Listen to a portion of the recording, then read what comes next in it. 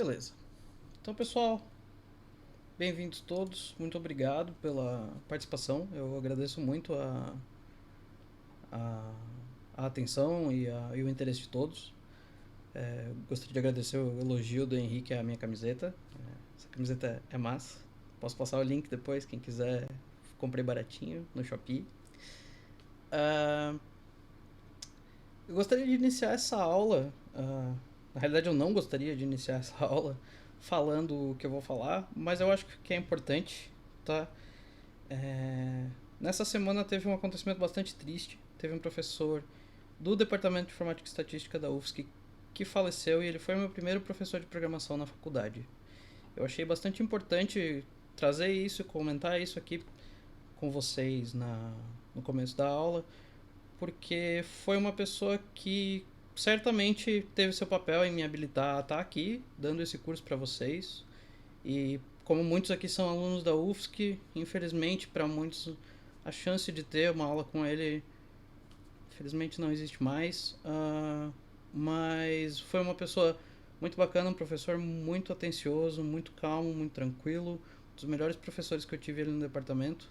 Muitas pessoas continuavam elogiando ele recentemente. Ele era um professor que sempre estava muito atualizado em relação às tecnologias mais novas e tudo mais. Então, o nome dele, né, Leandro Komozinski, um ótimo professor e uma grande perda que eu sou obrigado a dizer que foi uma perda completamente evitável, né? Se nós estivéssemos na situação que estamos, provavelmente ele estaria muito bem, muito obrigado e dando aula tranquilamente. Então, eu sei que é um assunto triste, eu não, como eu disse novamente, não gostaria de estar trazendo isso aqui logo no começo da aula, mas eu acho que é uma singela homenagem que eu posso fazer e eu gostaria de agradecer tanto a ele quanto a todos vocês que estão aqui me dando essa oportunidade de certa forma, continuar o trabalho que ele fez, que foi muito bom. Eu espero fazer um trabalho, talvez não tão bom quanto, mas na melhor das minhas capacidades. Dito isso, dada essa parte meio triste, vamos ao nosso curso então. Eu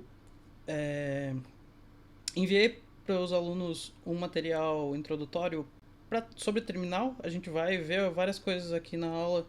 Eu vou estar sempre usando o terminal como ferramenta, porque ele nivela bem por baixo, assim, todas as plataformas e todos os sistemas operacionais vão ter acesso a isso. Se vocês não estiverem com o setup pronto na casa de vocês, não se preocupem pela aula de hoje. Façam as coisas ao seu tempo, não tem cobrança nesse mini curso, tá? Vão ter exercícios para vocês me entregarem, porque vocês precisam ter alguma coisa para poderem se exercitar, mas não é obrigatório que ninguém faça. Eu não tenho o poder e não quero ter aqui de cobrar ninguém, então eu peço que vocês sempre mantenham isso em mente, que vocês podem continuar tranquilamente o minicurso se vocês não estiverem tendo tempo de se dedicar tão ativamente aos exercícios. Eu gostaria de pedir para vocês que sempre que não se estressassem em relação ao minicurso. Eu sei que vocês estão junto fazendo a graduação, muitos de vocês, e a graduação já tem grandes cobranças, então fiquem tranquilos em relação a isso. Dito isso, então, eu vou apresentar para vocês o material do curso, tá? Que ele está parcialmente já disponível para todo mundo. O link eu deixo no grupo para vocês, depois eu coloco ele no vídeo quando eu postar. Então, o material ele está disponível no meu domínio, tarcis.io/cpp. Depois eu mando para todo mundo poder clicar lá. Eu vou apresentar para vocês, eu vou alternar aqui entre o browser com o meu material e o terminal. A gente vai ficar basicamente nessas plataformas. Por que eu não vou usar uma IDE aqui? Por uma série de motivos. O principal deles é que eu gosto sempre de apresentar as coisas do nível mais baixo possível de como elas funcionam. A partir do momento em que vocês estiverem usando uma IDE, eu gostaria que vocês estivessem entendendo tudo que ela está fazendo por vocês. Então, como a gente vai começar com exemplos bastante simples, a gente não vai, espero, ter grandes dores de cabeça utilizando o compilador diretamente. Uh, e também porque é muito mais fácil qualquer pessoa ter um editor de texto e rodar alguns comandos no terminal do que configurar toda uma ideia, a seu gosto e tal. Lembrando, eu vou utilizar como editor de texto o Vim. Vocês não são nem um pouco obrigados a usar o mesmo editor de texto que eu. Quando eu estiver editando um arquivo, quando vocês verem que eu estou digitando Vim, alguma coisa no terminal, vocês usam o editor de texto de vocês para editar o arquivo. Só os outros comandos que vocês podem, sem problemas, copiar. Quem quiser usar o Vim, fica aí o convite. Não me peça ajuda durante a aula, mas porque a curva de aprendizado do Vim ela é bastante diferente de outros editores. Eu gosto bastante. Ele é um editor modal, ele permite uma série de facilidades para editar texto, mas se alguém aí pegar, abrir o Vim e nunca usou antes, provavelmente, né, como diz a velha piadinha, vai ter sérios problemas para sair. Então, vamos deixar isso de lado. A aula inicial aqui, então, a gente vai falar um pouco sobre a sintaxe básica e a forma como a gente usa o C++ para criar programas de computador, certo? O C++ ele é uma linguagem compilada, então a gente tem um outro programa, que é o compilador, que eu pedi a todos que instalassem o GCC, porque ele é o mais comum, mas existem outros. Existe o Visual Studio, que na realidade o compilador dele se chama CL, né? O conjunto ali é o Microsoft Build, Microsoft Build System, acho, alguma coisa assim. Tem o Clang, que é ou Clang, que é um compilador também muito popular. Em alguns momentos, talvez, pode ser que eu utilize dois para fazer algum tipo de comparação, mas é improvável. A gente vai principalmente utilizar o GCC aqui como compilador principal, tá? Quando eu digo GCC, o GCC na realidade ele é um compilador de C e de C++. A gente vai utilizar o executável G++, que é o compilador dele. A gente vai ver isso tudo com calma daqui a pouco, certo? Então a gente vai começar vendo a sintaxe básica da linguagem, para quem já programou. A sintaxe é como a gente se refere a como a linguagem é escrita. Mas e a gente vai começar bem no comecinho, vamos ver as estruturas mais simples que a gente tem na linguagem, que vão servir como a base para todo o resto. A gente vai ver alguns tipos primitivos, os mais comuns. A gente vai ver int, vai ver double hoje, depois a gente vai ver alguns que são mais complexos, que são providos pela biblioteca padrão. E a gente vai passar pelo processo de compilação, eu vou mostrar para vocês como ele funciona. Essa parte ela pode parecer assim bastante complexa, ela realmente é um processo cheio de etapas. Vocês não precisam entender como essas etapas executam, eu acho importante que vocês saibam que elas estão lá e que o processo para chegar no executável não é necessariamente mágico. Mas se por algum motivo essa parte parecer completa magia para vocês, não se preocupem, vocês não precisam entender o funcionamento de um compilador agora, vocês não precisam entender a implementação interna, nada. Eu só quero que vocês entendam que aquilo ali está por ali. Mas eu vou tentar explicar da maneira mais detalhada e mais didática que eu puder, sem entrar em um buraco de coelho, né? E aí a gente vai ver, por fim, como fazer a definição básica de funções. Não, mentira, isso vai ser na aula 2. Eu acho que o meu material está com um erro aqui. Mas... sim, o meu material está com erro. Ele está dizendo que a gente vai ver aqui as coisas que na realidade estão na aula 2, claramente. Peço desculpas por isso, depois eu corrijo o material sem problema nenhum. Lembrando também que se qualquer de vocês encontrar algum problema no meu material ou lá no meu site, eu agradeço se me apontarem. Fico bem contente, na realidade. Se eu não me engano, o material ele está disponível no GitHub, então se alguém quiser ser tão proativo a ponto de fazer um pull request lá, fica o convite, mas não precisa. E então vamos ao início da aula. Eu só gostaria de perguntar então se alguém tem alguma dúvida sobre como vai ser o funcionamento ou se eu posso dar sequência.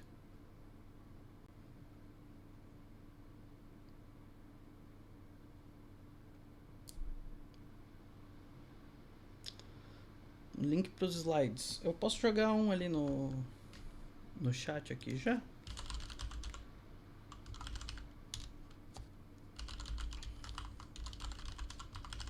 Pronto, sem ficar clicável.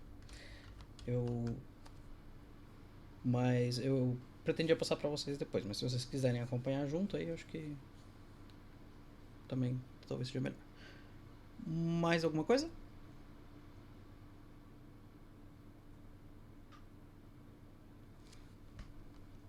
Beleza. Qualquer coisa, lembrando, vocês podem me parar a qualquer momento. Eu, de vez em quando, fico de olho aqui. Então, vamos lá. A gente vai ver agora, então, um programa simples em C++, tá? Eu sei que dessa vez tem pessoas no curso que não tiveram nenhum contato com programação. Então, eu vou fazer uma introduçãozinha extra que não está aqui no material. Eu vou explicar um pouco qual que é a ideia, né, quando a gente faz um programa de computador. Geralmente, a maior parte das pessoas está acostumada a ver programas de computador que eles, né, você às vezes clica no ícone, ele abre no aplicativo de celular, você clica no ícone, ele abre, ele tem uma telinha e tudo mais. Todas essas coisas elas não são necessárias para a existência de um programa de computador. O programa de computador ele pode ficar ali rodando silenciosamente, sem ninguém perceber. Inclusive, se vocês pararem para pensar em coisas como malware, né, tem vírus, as coisas assim, eles funcionam assim muito de propósito. Outras coisas que nós temos são as aplicações de terminal, que a gente vai usar bastante aqui, e elas não fazem uma interface com o usuário envolvendo botões e coisas que aparecem na tela, assim, com desenhos e bloquinhos e barras de rolagem, etc. Eles só escrevem texto e leem texto. E a gente vai começar nessa base, né? A gente vai começar fazendo programas que na realidade só escrevem texto. A gente nem vai ler texto ainda a princípio, porque vamos dando nossos passinhos aqui. E um programa de computador, na maior parte das linguagens que existe, ele é baseado em um arquivo de texto, onde a gente escreve o que o nosso programa vai fazer. E esse programa ele é construído por um outro software que se chama um compilador. Isso é verdade para as linguagens compiladas. Algumas outras linguagens que não são compiladas, elas são... o programa ele pode acabar sendo interpretado por um outro programa. Então, a diferença do modelo é que quando a gente tem uma linguagem compilada, a gente tem um arquivo de texto, ou vários, com o código do nosso programa. Esse arquivo ele é lido por um outro programa que gera depois outro arquivo, que é um executável, que é o que vocês costumam conhecer, se todo mundo usa Windows, como um arquivo .exe, ou no Linux, eles não têm nenhuma extensão, mas são os arquivos que você consegue rodar. Os programas que são interpretados, eles vão ser lidos e ao mesmo tempo em que eles são lidos, o programa que está interpretando eles vai executando as ações que a gente pediu que ele executasse, certo? Então a diferença entre os dois modelos, falando de uma maneira bem simples, é essa. C++ é uma linguagem compilada, então a gente vai ter que escrever o nosso arquivo e executar esse outro programa para gerar um executável a partir dele, certo? E a gente vai fazer aqui um programa não tão simples quanto o que o pessoal costuma chamar de o programa mais simples possível, que é o famoso Hello World, que vários de vocês já devem ter ouvido falar, que é só um programa que escreve na tela, Hello World. A gente vai fazer um programa que escreve um pouco mais do que isso na tela, mas vai ser basicamente a mesma coisa. Eu só quero aproveitar a oportunidade aqui para mostrar para vocês já alguns conceitos, como por exemplo o de variáveis, certo? Então a gente tem aqui o código do nosso programa na tela. Essas duas linhas aqui, elas servem para a gente poder utilizar algumas coisas. Então o IOStream ele permite que a gente escreva na tela e o string permite que a gente lide com texto, certo? Nada mais além disso, por enquanto, vocês não precisam se preocupar demais. O que vocês têm que focar aqui é essa parte do programa. Essa aqui começa com a definição int main. E esse bloco aqui, a gente chama de bloco quando tem uma parte do programa que é delimitada por chaves, certo? Isso aqui, essa é a nossa primeira função. A gente vai ver como a gente utiliza outras funções depois, mas todo programa em C++ precisa ter pelo menos esta função aqui, que se chama main. ela é o ponto de entrada do programa. É assim que o compilador sabe aonde o nosso programa deve começar a executar, certo? Então,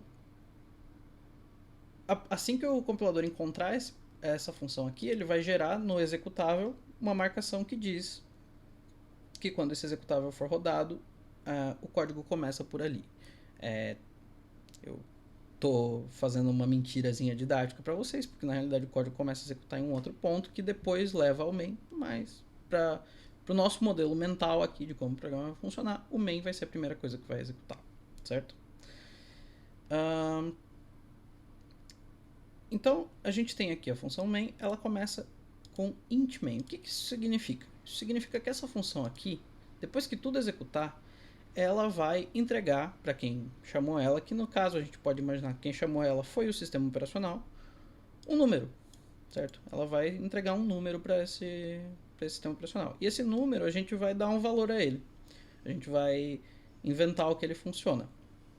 A gente vai inventar o que ele significa, né? Para que esse número vê. E ele vai indicar se o programa funcionou corretamente ou não. Em C++, se a gente não menciona que esse número novamente, se a gente não tenta retornar um número diferente, isso indica que o programa funciona. O retorno é 0. Depois a gente vai ver como indicar erro corretamente para o sistema operacional, mas esse programa aqui ele não tem muito por onde dar errado, por assim dizer, certo? Na sequência, nós temos 3 linhas em que a gente está dando nomes a valores. Isso aqui, para quem não tem nenhuma experiência com programação, a analogia mais simples é quando a gente está fazendo contas em matemática, a gente diz que uma variável, né, ela possui um tal valor. Em matemática é comum a gente dizer que uma variável faz parte de um conjunto, ou que ela está em um certo intervalo. Aqui não, aqui a gente está fixando ela. A partir de agora, sempre que eu me referir a year, eu estou me referindo ao valor 2019, certo? Então, com esse valor aqui eu posso fazer aritmética, né? Eu posso imprimir na tela, etc, etc. Da mesma maneira, quando eu me referir a age, eu estou me referindo ao valor 26. Por que é 2019 26? Porque esse material foi escrito em 2019 e eu tinha 26 anos. Então, esse programa aqui ele calcula a minha idade, então para ele calcular a idade corretamente, eu precisava desses valores. Vocês podem, para se divertir um pouco e para se sentir um pouco mais pessoalmente ligados ao programa de vocês, trocar isso aqui pelo ano atual e pela idade de vocês, certo? E na sequência a gente tem um terceiro valor, que vocês percebem que ele é um pouquinho diferente aqui, o que a gente colocou na frente do valor, que contém o meu nome, Tarcísio. E a ele a gente chama de name. Por que isso aqui é tão diferente? Aqui na frente do nome da variável, a gente introduz o que a gente chama de tipo. Da mesma forma que essa função aqui retorna um inteiro, esse tipo aqui é um inteiro. Esse cara aqui é uma string, que é como a gente costuma se referir a cadeias de caracteres que vão ser usadas para representar texto em programação. Só que esse cara aqui, ele não é parte da linguagem, ele é um tipo que é definido dentro da biblioteca padrão. Vocês não precisam entender muito bem o que isso significa nesse momento, mas é por isso que ele tem esse prefixo aqui. Esse std vem de standard, significa que ele vem da biblioteca padrão, certo?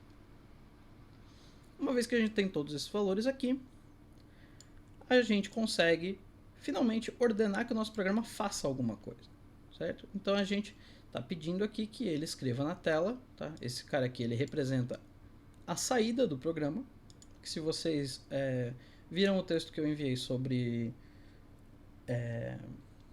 terminal, a saída do programa é tudo que ele vai escrever na tela conforme ele executar.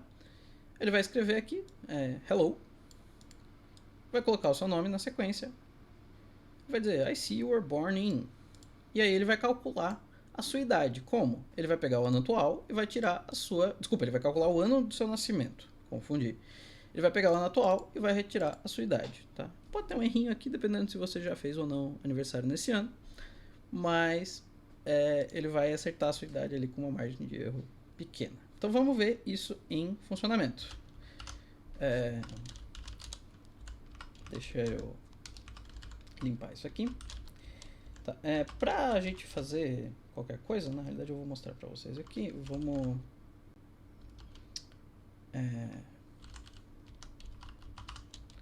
eu vou criar um diretório pra gente poder trabalhar. Vocês podem criar um diretório equivalente aqui pra vocês.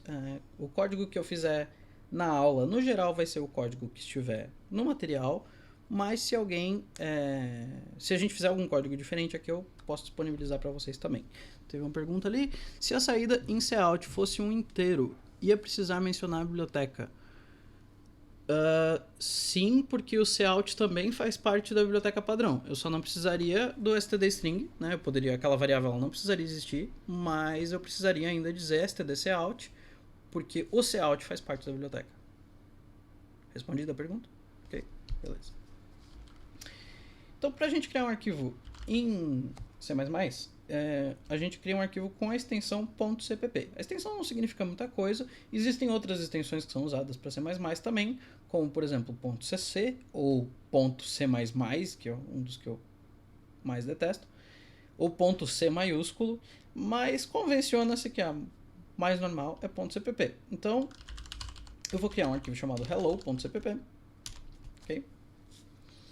E dentro dele eu vou escrever exatamente aquilo que a gente tinha ali no material. Eu prefiro escrever aqui, a copiar e colar tudo, tá? Só pra gente passar um pouco pelo processo. Conforme a gente for tendo que fazer isso várias e várias vezes, eu vou começar a realmente jogar as coisas direto no editor de texto. Então a gente precisava do IOString, né? Isso aqui a gente pode ignorar por hora, a gente só sabe que precisa. A gente precisava do string. Então a gente tem aqui a nossa função main. Dentro dela a gente precisava saber o ano atual. Eu vou atualizar aqui pro nosso ano. A gente precisava da idade, certo? Eu não fiz aniversário esse ano ainda, então isso aqui vai dar errado. E a gente precisa do nome.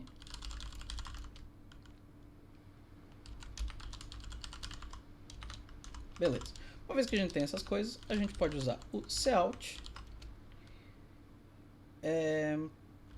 para escrever hello. A gente precisa colocar o espaço aqui, senão vai ficar todo colado. Name.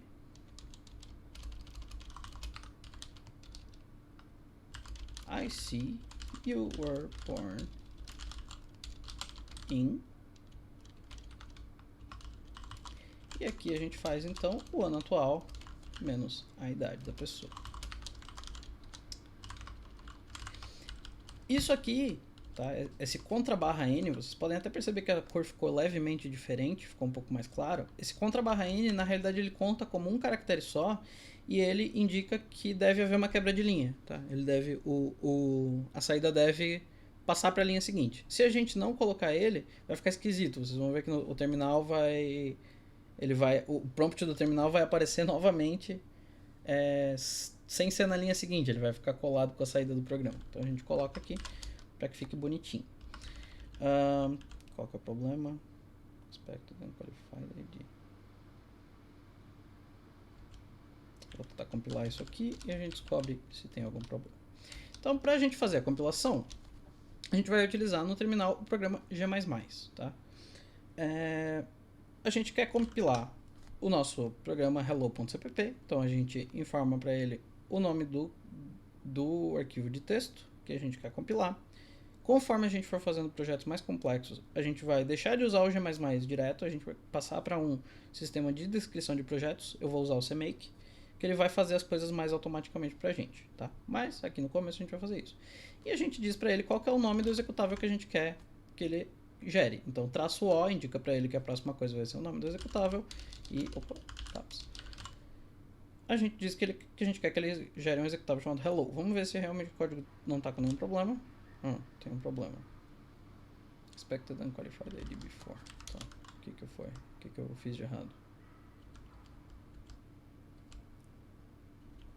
Esqueci o ponto e vírgula. Esse é o mais clássico. Eu coloquei um ponto no lugar. Então, fica aí uma lição. Todas as linhas que a gente escreve em C++, todos os statements precisam ter um ponto e vírgula no final. O Diogo tinha me avisado ali. Desculpa, eu não estava olhando o chat. Então, vamos tentar compilar o nosso programa e No geral, vocês podem assumir que se o terminal não teve nenhuma saída em especial quando o compilador rodou, o programa compilou corretamente. Outra coisa que vocês podem checar é se o executável foi gerado. Então, se a gente lista aqui o conteúdo no nosso diretório, a gente vê um executável aqui, tá?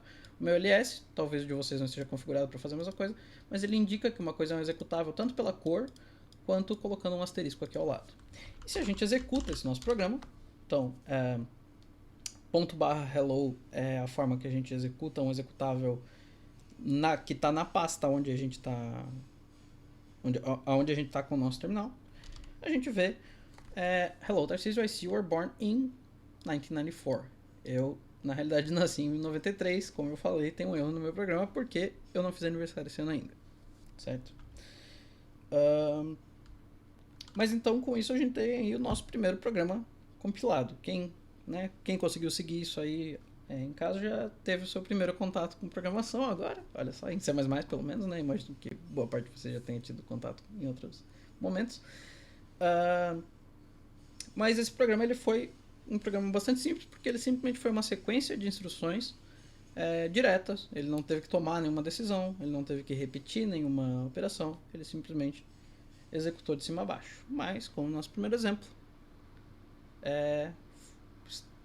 obtivemos sucesso. Então,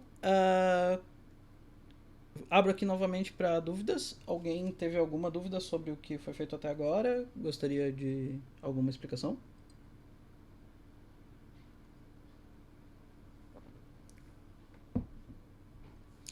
Uma pequena dúvida, diga, André.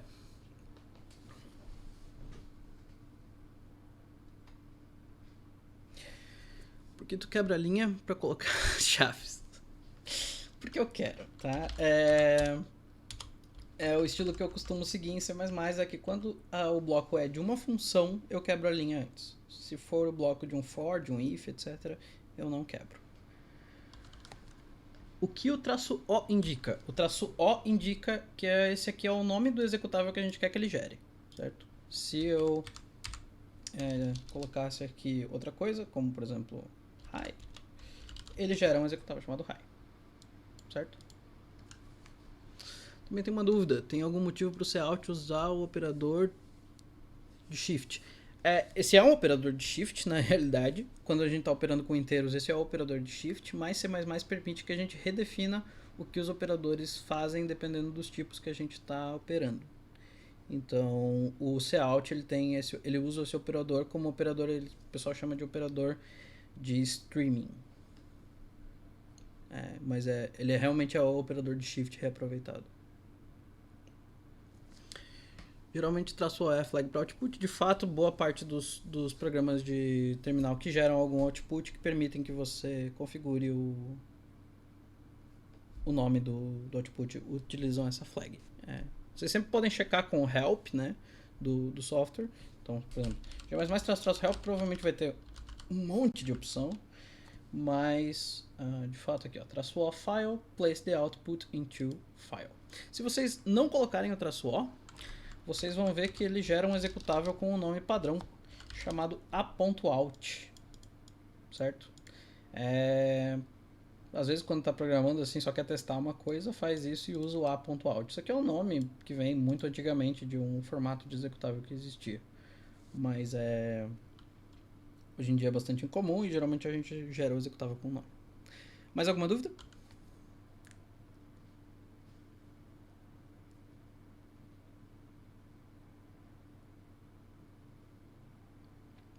Bom, vou considerar que está tudo tranquilo. Qualquer coisa, vocês podem levantar a mão novamente. Então, beleza. Fizemos aí o nosso primeiro programa. Então, vamos ver aí o que é esse processo de compilação que tanto falamos, certo? Lembrou de pôr para gravar? Então, vou checar 2 vezes, mas sim, está gravando. Então, o processo de compilação, ele na realidade tem diversas etapas. Como a gente viu ali, a gente pode compilar um programa bem simples, como o que a gente fez ali. Eu tinha chamado de age.cpp aqui no material, mas ele se refere ao que a gente aqui na aula chamou de hello.cpp, certo? Então a gente consegue gerar o executável e na sequência, se a gente executa ele dá a saída aqui. A compilação ela passa por diversos estágios, que são todos encapsulados, para usar uma palavra que é bem jargão de programação, mas eles são todos feitos por aquele executável chamado G++, certo? O primeiro passo pelo qual o nosso executável passa é o pré-processamento. Esse estágio, na realidade, ele nem faz parte da compilação em si, porque o pré-processador é um outro programa, certo? Chamado CPP, C Preprocessor, que ele nem sabe que ele está pré-processando um código em C++. Ele tem alguma noção sobre como funciona a linguagem C++. Em alguns momentos ele precisa lidar com isso, mas no geral ele não sabe. A gente pode usar o pré-processador para processar qualquer outro tipo de texto, certo? Não sei porque você iria querer fazer isso, mas a gente pode fazer isso. E para executar o pré-processador, você pode, para ver a saída dele, você geralmente não vai precisar fazer isso, mas aqui, né, por motivos didáticos, a gente pode rodar cpp em cima do nosso executável e vocês vão ver que ele vai cuspir direto na tela toda a saída dele. Vocês vão ver que ela é gigante, ela é enorme comparado com o nosso programa, que na realidade o código do nosso programa está aqui. Então o que esse pré-processador fez? Ele trocou aquelas duas linhas que começavam com cerquinha, include, pelo conteúdo de um arquivo que aquele include se refere. Então existe um arquivo chamado IOString, existe um arquivo chamado string, e esses arquivos foram efetivamente colados em cima do nosso executável, certo?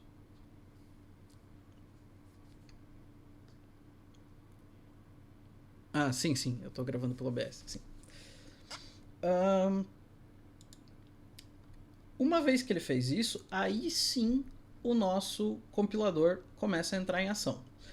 O que acontece na sequência? O compilador ele lê esse código em C++ e ele gera um código numa linguagem que a gente chama de linguagem de montagem, também conhecida como assembly. Vocês vão ver isso ao longo do curso de computação, quem está fazendo, né, computação. Vocês vão ver isso com uma profundidade considerável. Essa linguagem de montagem, ela ainda é humanamente legível, mas muito menos do que o C++ em si. Então, a partir do momento que a gente tem ali o nosso arquivo pré-processado, a gente pode rodar, eu vou usar o G++ mesmo, com a flag "-s", que significa que eu quero que ele pare na etapa de geração desse assembly. Então eu vou fazer o hello.cpp aqui, e se eu não me engano ele já gera um hello.s, exatamente. Se eu abrir esse hello.s, vocês vão ver que ele não lembra em nada o nosso código original. Ele contém uma série de diretivas aqui, que eu vou falar para vocês que eu não conheço Assembly x86 o suficiente para dizer o que todas essas diretivas aqui fazem, certo? Mas vocês vão ver que existe uma marca aqui marcando o main. Lembra que eu falei que o main ele marcava onde o programa deve iniciar? Essa é a marcação que ele coloca. Ele diz que a partir desse ponto aqui o programa deve iniciar a execução. Então, na realidade, vai existir um outro códigozinho que vai fazer uma série de inicializações e eventualmente ele vai vir para cá, ele vai falar, agora executa a partir dessa linha. Uma coisa que a gente tem que manter em mente é que no nosso modelo mais básico de processador é uma máquina que recebe uma série de instruções e executa elas em série, uma a uma, certo?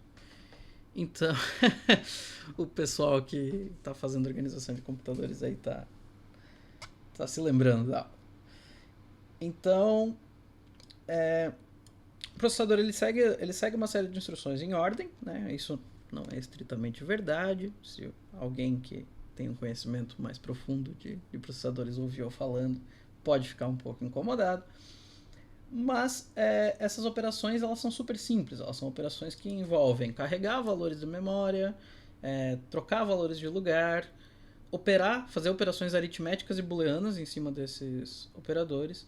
Então, vocês podem ver que aqui no nosso assembly, em algum momento, aqui provavelmente, existe uma operação de subtração, que é a operação de subtração que a gente fez aqui. certo? Creio eu que seja aquela operação ali, porque foi a primeira subtração que eu vi no código. Eu não estou analisando o assembly muito a fundo, certo? Porque não precisa também, tá? Ninguém aqui precisa, nesse momento, pelo menos.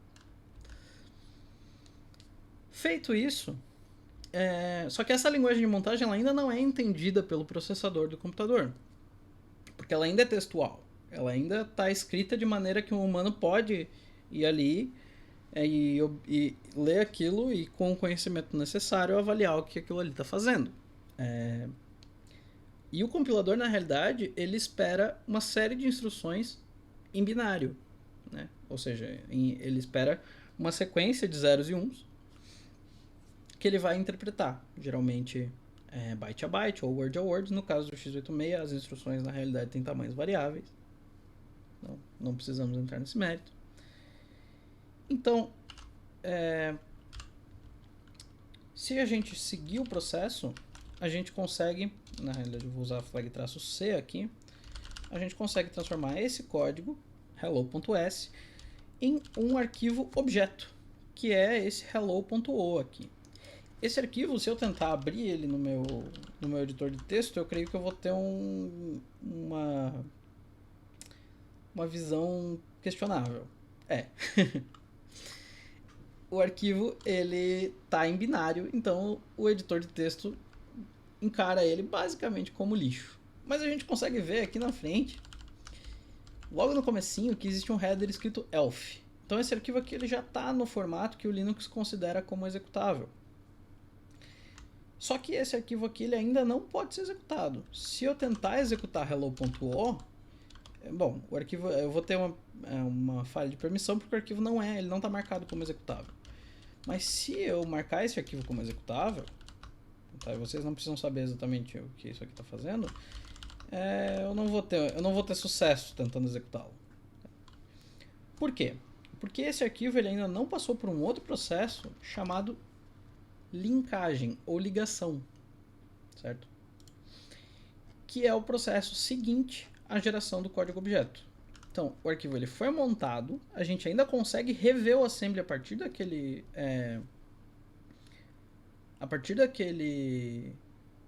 código. Então, se eu vier aqui no meu usar um comando chamado objdump,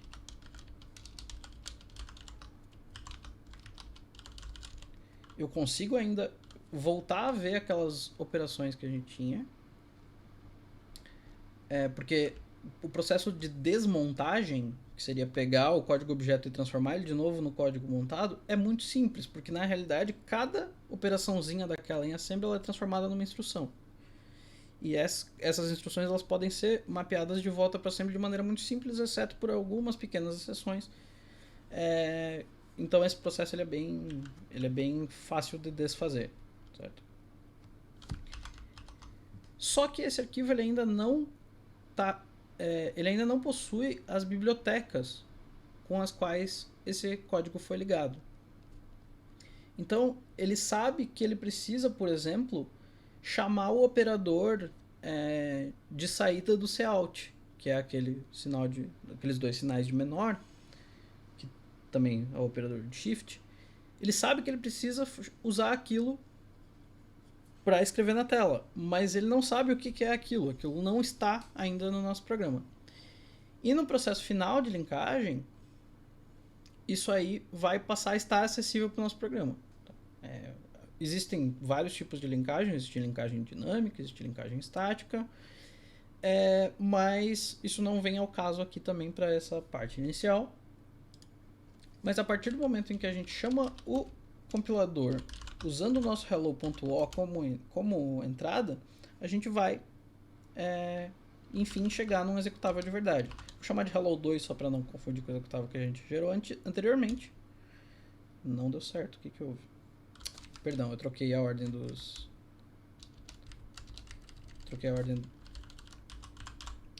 argumentos. Então agora, se eu executar o nosso hello2, a gente tem mais uma cópia do nosso programa. Certo? Não sei se aqui que travou. Desculpa, não é que travou, eu esqueci de trocar. Peço desculpas, mas obrigado pelo aviso. Então aqui, se eu rodar -o hello2, passando hello.o como entrada e não hello.c, o compilador consegue terminar o processo de compilação, ele passa pela última etapa, que é a linkagem, e aí ele gera outra cópia do executável que a gente consegue rodar e ver a saída que a gente tinha feito.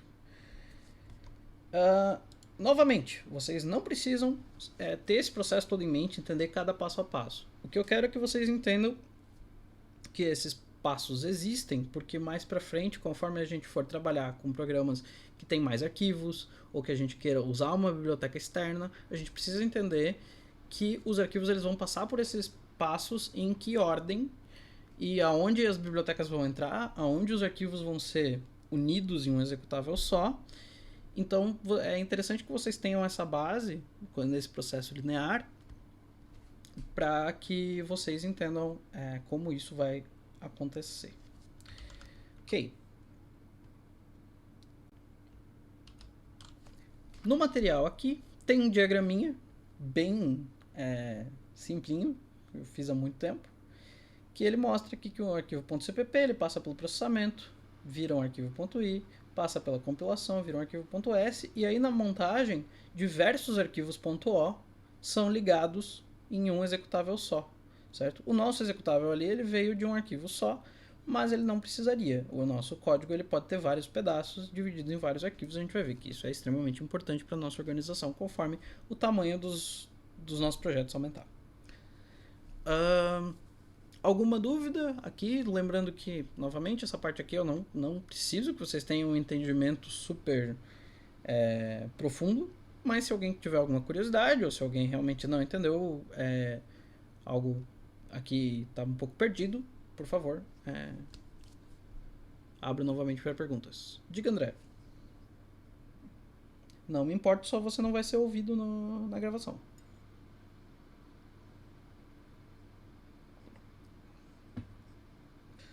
O pré-processamento, você menciona que ele não existe no livro de org, é uma boa observação, porque o livro de org possivelmente ele não se preocupa especificamente com C ou C++, ele se preocupa com qualquer linguagem que esteja sendo compilada.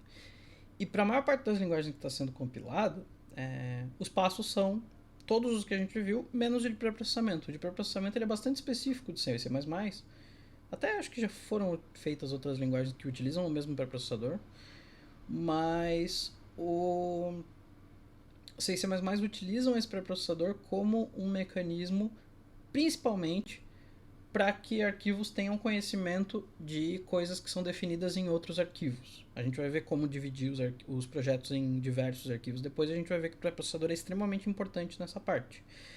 Por que o modelo de modularização de C++, um modelo mais antigo, porque vem vindo um outro, deve sair em C++ 23, que é um pouco mais moderno, mas o modelo de modularização mais comum, ele é bastante arcaico, na realidade, ele é bastante primitivo, e ele se baseia em arquivos diversos de texto que são incluídos. Né? Na realidade, os arquivos compilados, os arquivos que realmente têm a definição do código, eles podem ser modularizados, eles geram arquivos objetos diferentes que são ligados depois, isso aí tudo ok. Mas para que um código saiba que existe uma função que está definida em outro arquivo, ele precisa no mínimo ver a definição daquela função, que a gente vai ver depois, que é só a assinatura da função e tal. E essa definição ela precisa estar num header, e é por isso que o pré-processador ele passa colando os headers no código, para que depois o compilador, quando ele passar, ele tenha acesso a tudo. O pré-processador ele faz outras coisas também. Uma das coisas que ele faz é, por exemplo, aplicar macros em cima do código. Então eu consigo definir algumas macros, mas a gente não vai ver isso. A gente não vai ver como fazer isso, porque em C++ macros são realmente bastante desnecessárias. Muito poucas coisas que só poderiam ser feitas com macros. Então a gente vai evitar. Mas uma das coisas que ele faz é passar substituindo macros. Só que todo o processo de substituição de macros, novamente, ele é só um processo textual. Ele não tem conhecimento que aquilo que ele está trabalhando em cima é C++. Então, é um processo bem frágil, na realidade. É um dos motivos que a gente costuma pedir que não seja muito bacana, que não seja muito usado macro num projeto novo. Certo? Tem a dúvida da Tainá. Tem alguma regra de sintaxe para o Cout estar dividido em 3 linhas? Não, se colocar em só uma funciona perfeitamente. O define, ele define uma macro. O Rock perguntou se o define é uma macro. Define, ele define uma macro, na realidade. A macro é o que vem depois do define. Voltando ali para a pergunta da Tainá, que eu acabei lendo a pergunta do Rock enquanto eu estava respondendo. Não, você pode colocar todas as operações com o Cout numa linha só. Eu só dividi porque a fonte está bem grande e fica um pouco mais fácil de vocês lerem com o código mais vertical do que horizontal. E no material também, especialmente em uma tela pequena, fica mais fácil de ler assim. Em geral, a gente limita a 80 colunas, é um padrão bastante aceito. Mas se você não quiser, se você não estiver seguindo esse padrão, você pode fazer tudo numa linha só, sem problema nenhum. Às vezes também fica mais bonitinho, às vezes fica mais fácil de acompanhar a lógica do que está acontecendo quando está quebrado. Só isso. Mais alguma dúvida?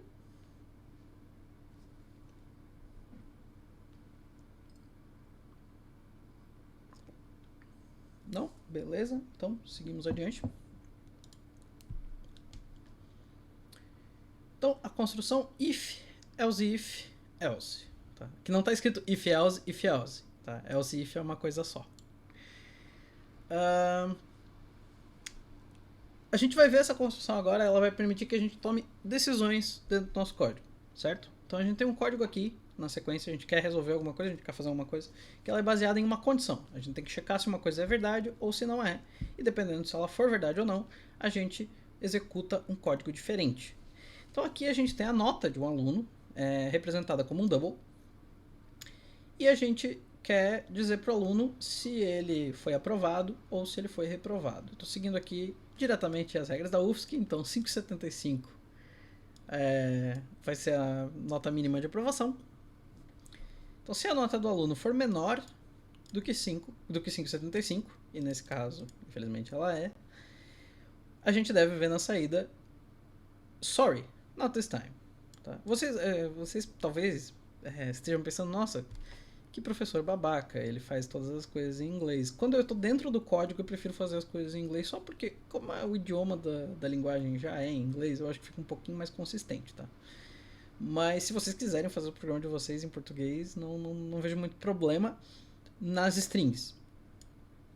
Eu me incomodo um pouco, mas aí é uma opinião minha que até é bastante difundida, mas existe bastante controvérsia. Eu prefiro que as entidades do programa, as variáveis, etc., estejam em inglês para que a leitura do programa seja feita em um idioma só e para que o programa ele seja facilmente entendido por pessoas de vários lugares do mundo, porque inglês meio que é uma língua franca, né, dentro da programação. Eu lembro que eu não me importava muito com isso, até que um dia eu passei por um código que parecia extremamente interessante, mas todas as variáveis e funções estavam em polonês. Eu tive muita dificuldade, quer dizer, eu não consegui entender o que o programa fazia porque eu tava com muita preguiça de realmente ignorar o nome das coisas e tentar entender a lógica por trás. Então eu simplesmente tive que continuar curioso e passei reto por aquilo. Tá, Então, no geral, eu vou sugerir fortemente que a programação seja feita em inglês, mas o texto que o programa mostra não tem necessidade nenhuma. Inclusive, conforme vocês forem fazendo um projeto mais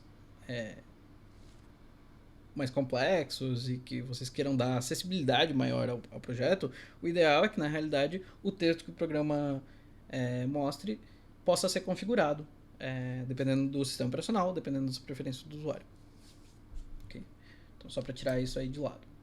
Voltando aqui, então, a gente tem essa diretiva aqui que diz que é para executar isso se a nota for menor do que 5,75. A gente, na sequência, tem uma diretiva else, que do inglês basicamente significa se não.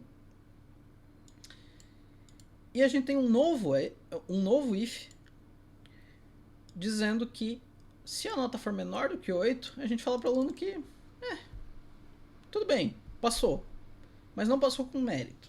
Não levem isso pra vida de vocês. Pode ser que vocês passem por disciplinas extremamente difíceis, onde tirar 8 já tá muito mais do que o esperado. Tá? Mas esse exemplo aqui, ele não é um exemplo legal, ele é um exemplo babaca. Mas ele não reflete a opinião do autor. E o último else, ele não tem uma terceira condição. Isso significa que ele vai executar em todos os outros casos que não são os casos que a gente viu antes. Certo? Existem 3 tipos de alunos. Não existem 3 tipos de alunos. Não, pelo menos não de acordo com esse ish aqui, tá?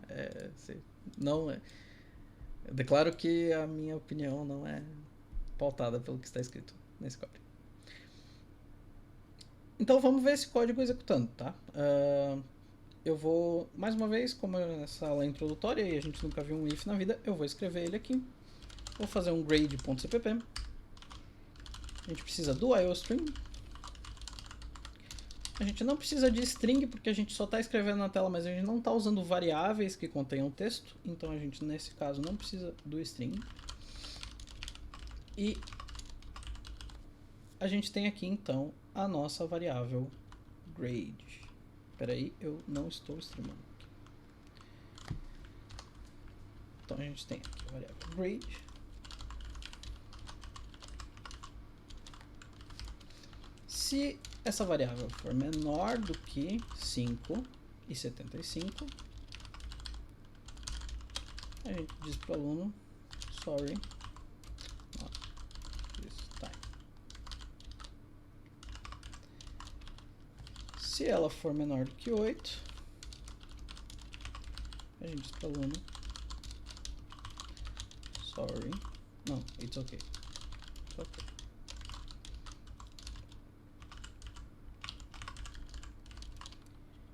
Se não, e aqui faltou o else if, estou programando freestyle aqui,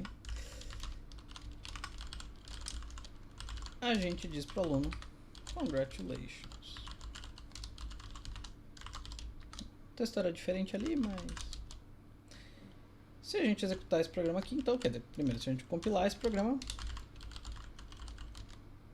tudo ok, sem nenhum problema. Vou limpar aqui o terminal. Se a gente executar ele aqui, sorry, not this time. Por quê? Porque a variável era 5. Né? Se a gente aumentar o valor dessa variável aqui, vamos, por exemplo, vamos colocar 7. Compilar o programa novamente, ele mostra it's ok. E se a gente aumentar aqui o valor da variável para 9, compilar novamente, executar novamente, congratulations, ok? O que é o alto? Essa era uma dúvida que eu queria que fosse, que aparecesse, tá? Eu coloquei o alto pra gente falar sobre ele. O que o alto faz? Tá? O alto é uma coisa razoavelmente nova, ela entrou em 2011 em C++. C++ é de 85, se eu não me engano, então ainda dá pra dizer que é novo.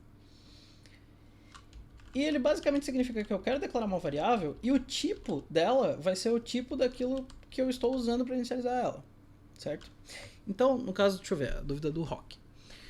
Quanto ao alto, você comentou que grade é um double. O tipo alto decide contextualmente que tipo atribuir para uma variável. É exatamente isso que acontece. O alto, ele define a partir desse momento que essa variável é do tipo que eu estou usando para inicializar ela, logo grade é um double. Tá? Eu não posso, na sequência, tentar trocar o tipo de grade. Não vai funcionar. Se eu escrever grade igual a teste, não vai funcionar. Ele vai dizer aqui que eu estou tentando colocar um const set, a gente vai ver isso aqui mais pra frente, mas ele está dizendo que eu estou tentando colocar aqui uma sequência de caracteres em um double. E isso não funciona, porque grade é double. Só que ao invés da gente dizer que o tipo de grade é double 2 vezes nessa linha, porque eu estaria escrevendo double aqui e aqui eu estou indicando que ele é um double de qualquer forma, eu posso simplesmente usar auto. Eu, pessoalmente, utilizo um estilo de programação que é chamado Almost Always Auto, que significa exatamente que eu quase sempre uso o auto. Sempre que for possível eu uso o auto, a não ser que eu realmente bata numa situação onde isso fica muito estranho ou que eu realmente não consiga, por algum motivo, compilar, o que é raro, bem raro. Mas, no geral, eu utilizo essa sintaxe aqui. Vocês vão ver coisas semelhantes em outras linguagens conforme vocês forem programando e aprendendo outras linguagens. Em Rust, o let funciona igual, basicamente significa a mesma coisa que o auto. Em outras linguagens tipadas, né, estaticamente tipadas, como por exemplo C# e Java, existem versões também, que geralmente é var, mas ele faz uma coisa muito semelhante. Tá? Às vezes as regras são um pouquinho diferentes, mas essas coisas são bastante semelhantes. No caso, o auto em si não é um tipo, ele só vai atribuir um tipo automaticamente. Exatamente, auto não é um tipo. Auto, ele basicamente significa que eu quero que o tipo seja inferido. Eu quero que o compilador, ele por si decida o tipo dessa variável baseado no que eu estou colocando no inicializador. Isso também me obriga a inicializar a variável, que é bastante bom. Não complica a leitura do código isso. Por exemplo, se você for fazer auto A igual a blá blá blá, não está claro no código o tipo de retorno de função, você teria que ler a assinatura da função. Sim, eu concordo com você do ponto de vista que eu preciso saber o que aquela função está retornando, porém as pessoas programam em Python e em JavaScript.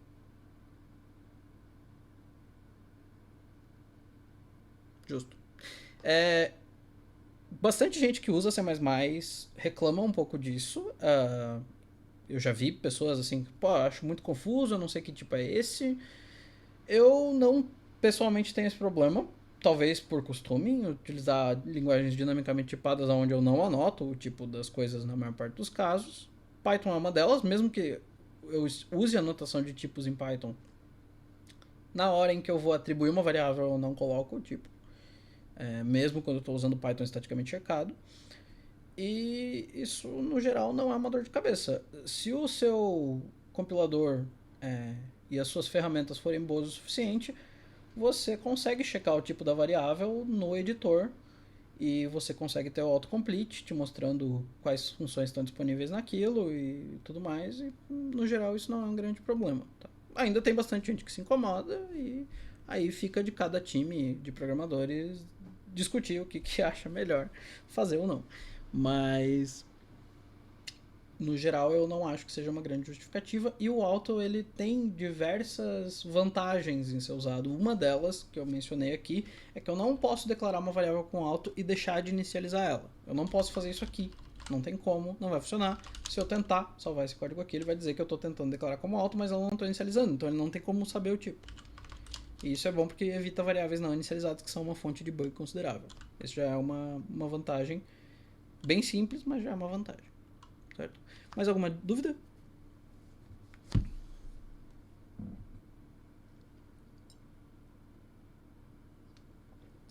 Bom, pelo visto por hora não. Então, voltando ali ao material.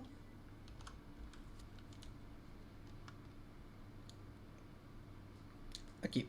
Uma coisa que é importante notar, tá? O tipo que contém os valores verdadeiro e falso, que a gente chama de true e false, a gente pode escrever isso literalmente, em C++, ele se chama bool, certo? Ele é um tipo booleano. Mas vários outros tipos, como por exemplo o int, eles podem ser convertidos para bool, eles podem ser encarados como uma condição verdade. Então, por exemplo, um int, se ele for 0, ele vai ser visto como falso, mas qualquer outro valor vai ser visto como verdadeiro. Então, o que vem aqui dentro do if não precisa necessariamente ser um booleano, tá? Só precisa ser alguma coisa que pode ser encarada como um booleano. A gente vai passar por algumas possibilidades, tá?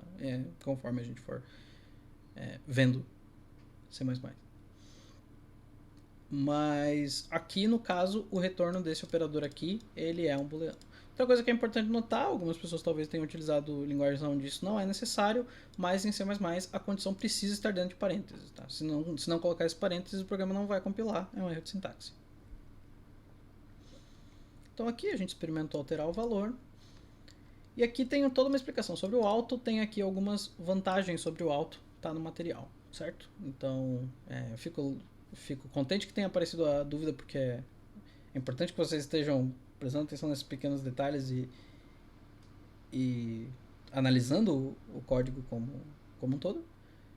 Mas aí, se vocês quiserem depois se referir aqui, vocês podem dá uma olhada aqui que tem uma listinha sobre...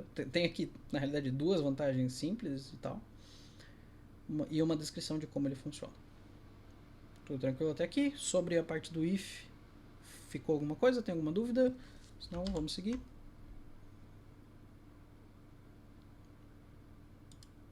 Pelo visto, tudo tranquilo. Beleza, então na sequência agora a gente vai ver o laço while. Então vejam que o if a gente não chamou de laço, o while a gente está chamando de laço. O que é um laço? Um laço é uma instrução ao programa, né, que diz que eu preciso repetir aquilo ali mais de uma vez. Eu preciso fazer qualquer coisa que esteja dentro do bloco do laço, eu preciso que ela seja feita várias vezes. E no caso do while, essa operação, seja qual for, ela vai ser repetida até que uma condição seja verdade. Então o if ele checa se aquela condição é verdade uma vez e toma uma bifurcação. Ele ou executa uma coisa ou executa outra e termina no fim do bloco e continua executando o programa. O laço while, né, que significa enquanto, ele efetivamente, enquanto aquela condição for verdadeira, enquanto a condição for verdadeira, ele volta para o começo do laço e executa o bloco todo de novo, certo? Até que aquilo ali não seja mais verdade. A partir do momento que ele não é mais verdade, ele passa a executar o que vier depois do while. A gente vai ver três tipos de laços aqui. O while é o mais simples, porque ele se baseia só numa condição, certo? Então a gente tem aqui o nosso programa, a gente está usando aqui a bibliotequinha, eu não sei porque eu falei dessa forma. A gente está usando aqui a biblioteca CMath, que é a biblioteca de matemática, na realidade ela vem do C, ela não é em C++, ela é em C, mas a gente consegue usar ela aqui também. Para função raiz quadrada. Por quê? Porque a gente quer comparar a raiz quadrada da biblioteca de C++ com a versão que a gente vai implementar. A gente vai calcular uma raiz quadrada aqui e vocês vão ver que o cálculo não é de uma maneira que vocês talvez pensariam de primeira. Mas é uma aproximação muito, muito, muito boa de uma raiz quadrada, certo? Então eu vou escrever esse código aqui, ali. Vamos fazê-lo. Square root. A gente precisa do IOString e a gente precisa do CMath, que na realidade a gente só vai usar para comparação.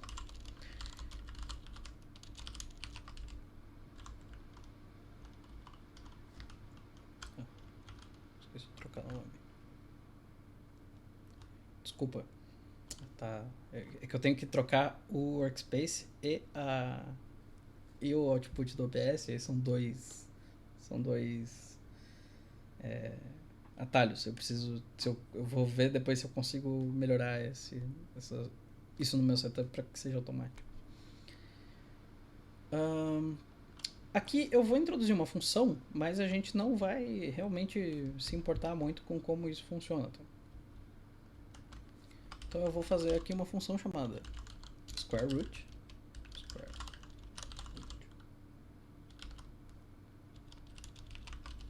E essa função ela vai receber um argumento do tipo double, certo? Porque eu quero tirar a raiz quadrada de alguma coisa, certo? Só precisam saber isso, depois a gente vai ver como funcionam funções.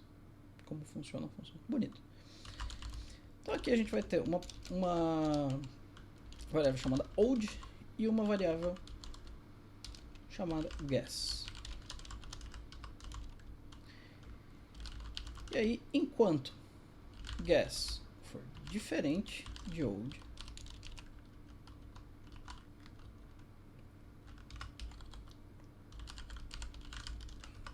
eu vou salvar o valor de guess em old e vou dizer que o novo valor de guess é, e aí é que vem o pulo do gato, a média entre o chute que a gente já fez e o valor que a gente está querendo tirar, raiz quadrada, dividido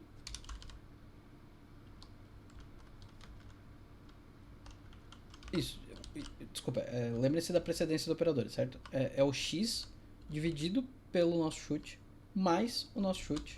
E a gente está tirando a média disso, a gente está somando e dividindo por 2, certo? E na sequência a gente retorna yes. Inclusive eu acho que isso está errado no material, faltou esse return lá, faltou. Tá. Que loucura é essa? O que está acontecendo aqui? Aula de cálculo numérico. Vamos tentar acompanhar o código pela gente. Sem pensar realmente qual que é a ideia. A gente sabe que a gente tem uma variável aqui que serve para guardar um valor antigo, certo? E a gente sabe que tem uma variável aqui que ela é efetivamente um chute, certo? Guess significa chute ou... Eu não consigo pensar numa palavra melhor do que chute. E enquanto o nosso chute não se repetir, então, ou seja, enquanto o meu chute for diferente do último chute que eu fiz, e é por isso que essas variáveis são deliberadamente diferentes no começo, eu salvo o meu chute anterior e busco um chute novo. E como que eu busco esse chute? Eu faço a média entre o meu chute anterior e a minha variável dividida pelo chute anterior. Agora pensem comigo o seguinte. Digamos que eu estivesse dividindo a minha variável pela raiz quadrada dela. Um número dividido pela sua própria raiz quadrada dá quanto?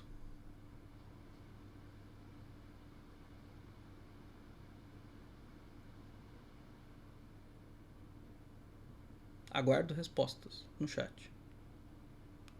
Um número dividido pela sua raiz quadrada dá a sua própria raiz quadrada, certo? Então, por exemplo, se eu tenho 4 dividido pela raiz quadrada dele, que é 2, eu tenho 2. Se eu tenho 9 dividido pela raiz quadrada dele, que é 3, eu tenho 3, certo? Então, quando eu divido um número pela raiz quadrada, eu simplesmente obtenho a raiz quadrada novamente, certo? Agora vejam o seguinte. Se eu chutei errado, e eu provavelmente chutei errado, porque meu primeiro chute é 1, se eu chutei muito baixo, o valor vai dar mais alto ou mais baixo do que a minha raiz quadrada?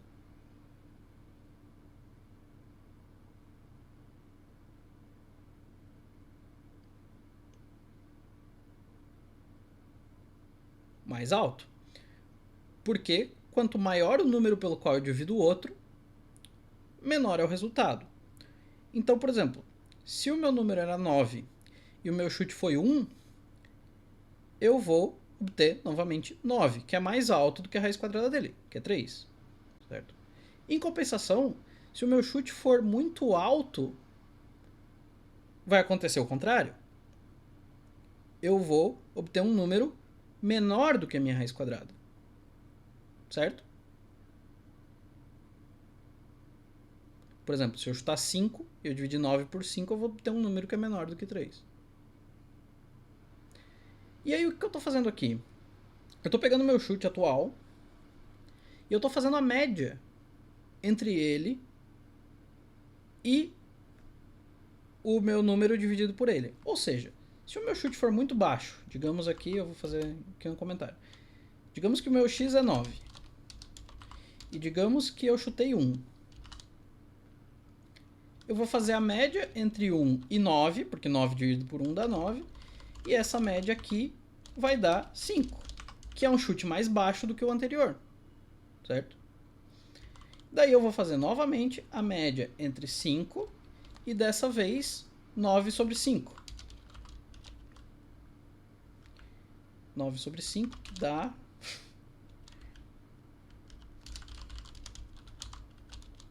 1.8. Que dá 1.8. Isso aqui sobre 2 vai dar 6.8 sobre 2, que vai dar 3.4. Certo?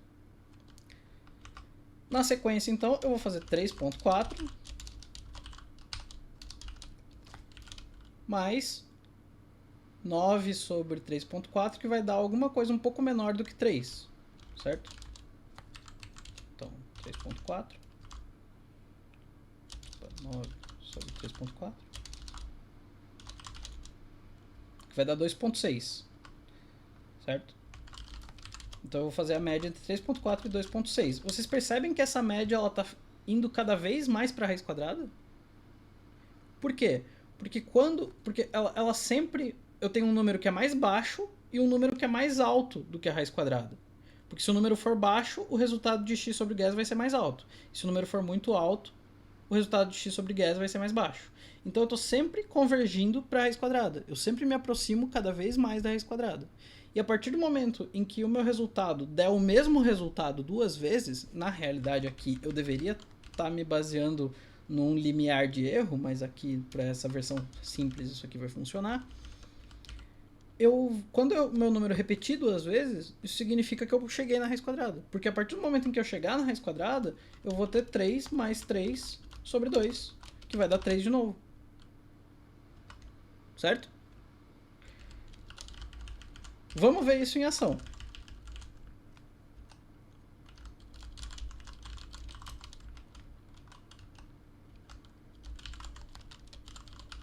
Vamos colocar aqui a raiz quadrada de 2.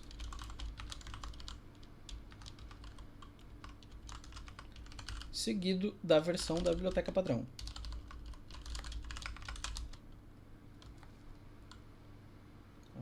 Só isso.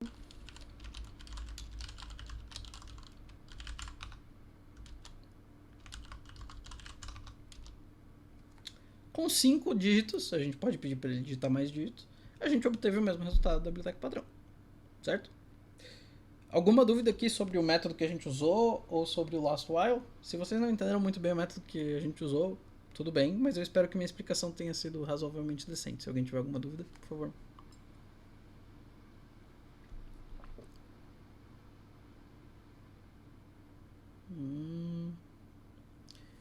Seu slide, a função square root não está retornando a variável. Sim, é um erro. Eu notei o erro mais cedo ali, por isso até eu corrigi aqui, mas eu tenho que corrigir no material. Obrigado por apontar.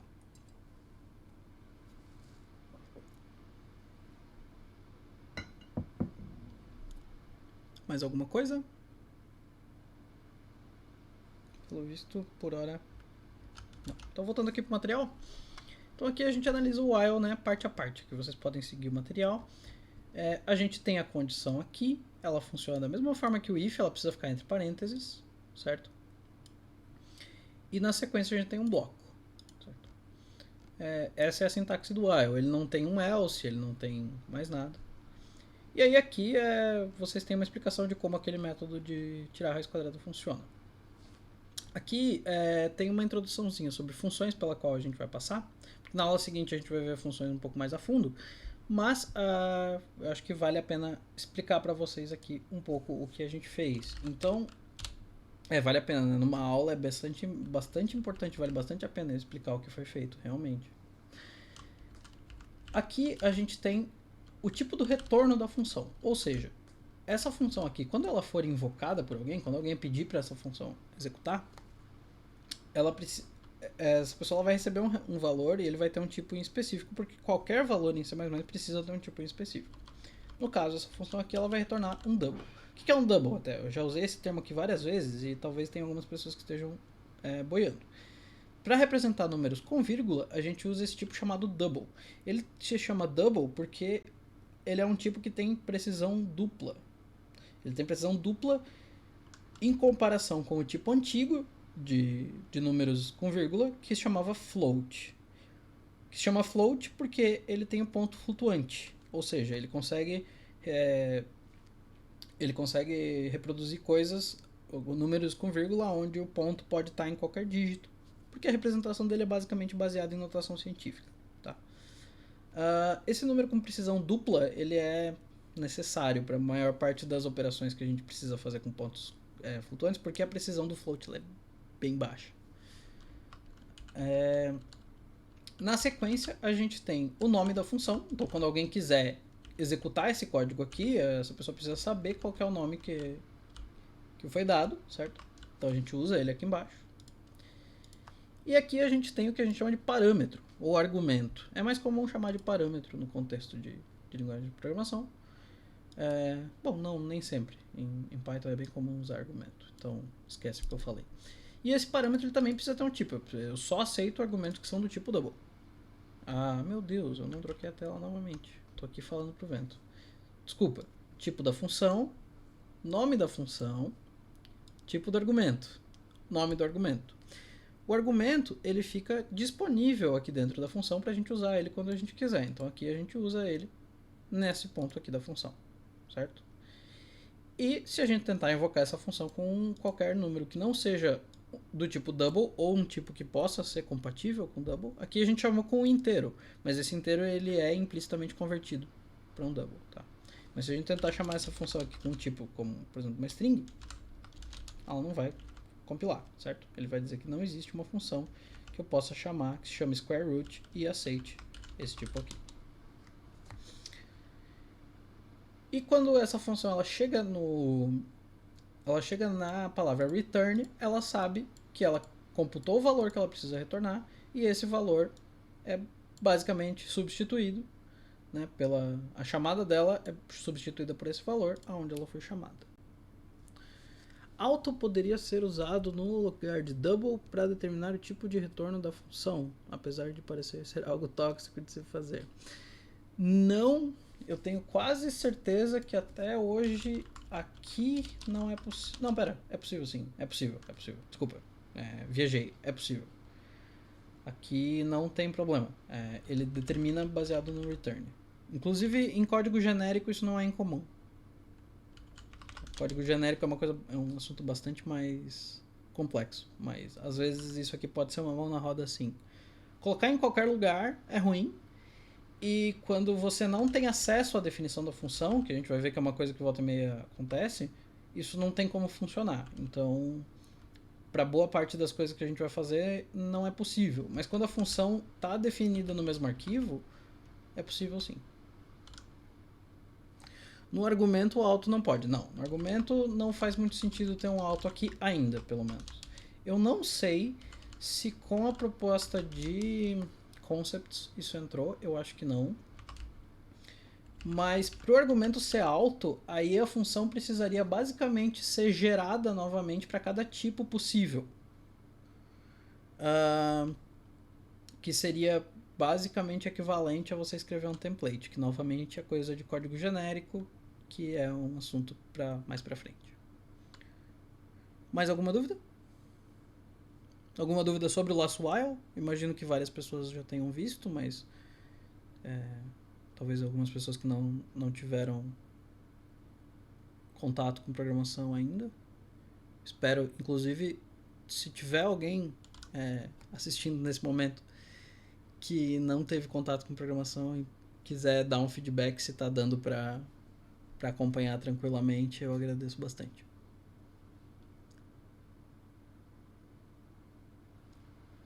Se fizer um return durante o while, quebra o loop, quebra. A partir do momento que você chegar no return, em qualquer momento, a função acaba. Então você sai do laço.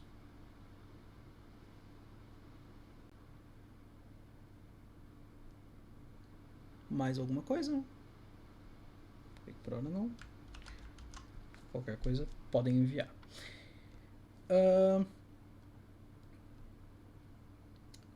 Visto então o laço while, a gente. E o break, o que faz? O break ele para o laço na hora. Então assim que você encontra um break, é um pouco incomum a gente programar com break, mas às vezes é uma boa.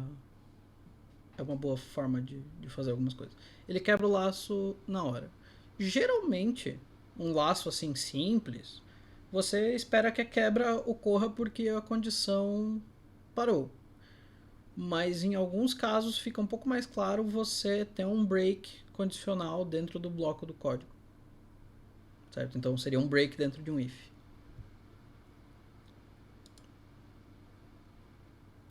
Então agora vamos aqui para a última parte dessa aula, que vai ser o laço for, mas na realidade a gente vai ver dois tipos de laços for aqui. O laço for, ele tecnicamente, tá, em questão de poder, ele faz tudo que o while faz e o while faz tudo que o for faz, certo? Mas eles se expressam de uma maneira diferente. E por se expressarem de uma maneira diferente, a gente vai ver que em alguns casos a gente vai escolher um ou outro para que nosso código faça mais sentido para um leitor. Tá? Uma coisa que eu gostaria de mencionar aqui, que eu acho bastante importante, é que costuma-se dizer que o código ele é escrito uma vez só e lido muitas, certo? Não é porque o código vai ser lido por um compilador, principalmente, que ele não vai ser lido por vários humanos, inclusive você, depois. Quando você já não está no mesmo contexto, quando você já não está com todas as ideias na cabeça. Então, quanto mais legível você puder fazer o seu código, melhor, certo? Deixa eu ver que tem algumas dúvidas ali. Tá. O return vai sair da função inteira, o break vai sair só do laço. Ah, sim. É bom frisar, eu acho que isso não tinha ficado muito claro. Se ocorrer um return dentro do laço, não só o laço quebra, como a função também acaba. Ela retorna automaticamente. Volta, o controle do código volta para quem chamou a função. Agora o break ele só vai sair do laço, ele vai continuar executando qualquer coisa que tiver depois do while. E outra coisa, no return para o método e o break só a função. Exatamente. No caso a pergunta foi isso mesmo. Exatamente. Não, desculpa. O return para o método. Método, quando a gente se refere a um método, a gente está se referindo a uma função que ela é diretamente ligada a um tipo. A gente vai ver isso quando a gente começar a ver classes. Tá? Então, é comum em C++, pelo menos, a gente fala função para uma função que não é ligada a nenhum tipo especial, e método ou função membro quando uma função é ligada diretamente a um tipo. Tá? Então, no caso, no caso um for, a gente se refere a ele como um laço ou, mais genericamente, como uma estrutura de controle. Então, o break para o laço e o return para a função inteira. Ok. Então, chegando aqui para o laço for. Um caso bastante comum que a gente precisa executar um código repetidamente é quando a gente sabe quantas vezes a gente precisa executar. Vejam que a gente não sabia quantas vezes a gente ia executar no caso anterior. Esse número ia depender diretamente do número que a gente gostaria de tirar a raiz quadrada e do nosso chute inicial, certo? Que no caso estava fixo em 1, mas se ele mudasse, isso também mudaria o número de vezes que o while executa. Por isso que o while é baseado numa condição. Ele é baseado numa condição porque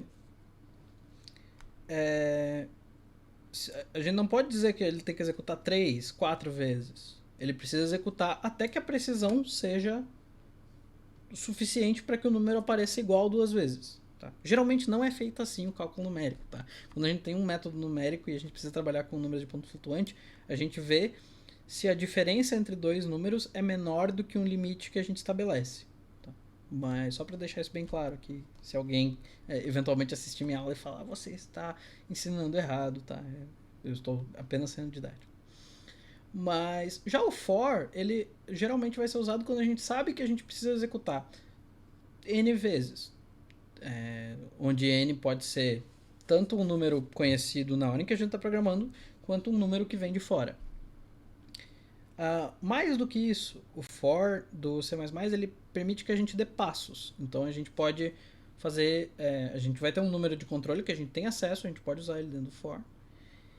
E a gente pode fazer com que esse número seja incrementado ou decrementado em um passo qualquer, certo? E como é que isso funciona? A gente vê aqui que a gente tem uma função chamada average. Average do inglês, média. Então a gente quer calcular a média entre vários números, aparentemente. E para isso a gente tem aqui um argumento do tipo vector. Tá? É stud vector. Certo? A gente pode ler isso aqui como std, stud, standard. Eu prefiro stud, que é fácil, rápido e é bem comum de ouvir em palestras sobre C++, então eu costumo. O stud vector ele é uma sequência de valores, certo? Então ele serve para representar uma lista de valores que pode ter qualquer tamanho. No caso aqui, a gente está usando aqui uma lista com 3 doubles. A gente está usando uma lista com 9, 8 e 4. Mas ela poderia ser maior e aí ele tiraria a média de todos esses n valores. Como é que ele vai fazer isso? Bom, primeiro a gente está criando aqui uma variável chamada sum. E ela inicia com 0, de fato. A gente está começando a fazer o cálculo, A gente até agora não conhece número nenhum. Até onde a gente sabe, a soma até agora é 0. E na sequência, a gente tem uma variável chamada size, que está vindo diretamente de grades.size. O que é essa sintaxe aqui, .size? A gente está invocando um método, como se referiu ali até o colega, que vem desse grades, ou seja, size é uma função que está diretamente atrelada a esse tipo aqui, vector de double, certo? Todo tipo vector, independentemente do tipo que tem aqui, vai ter o método size, para a gente saber quantos elementos tem lá dentro. Ou seja, com esse vector que a gente está usando no nosso código, o retorno de size vai ser 3. E aí na sequência a gente tem o nosso laço for. Vocês vão ver que dentro dos parênteses do laço for aqui, ao invés de eu ter uma simples condição, eu tenho 3 partes que estão separadas por 2 pontos e vírgula. Okay? Essas 3 partes são a inicialização, a condição, e essa parte é igual ao while, e o passo. A inicialização ela vai ocorrer apenas no início do for, ou seja, eu vou declarar aqui, eu vou inicializar essa variável nova e eu vou dizer que ela tem o valor 0. E eu vou comparar ela na sequência com size.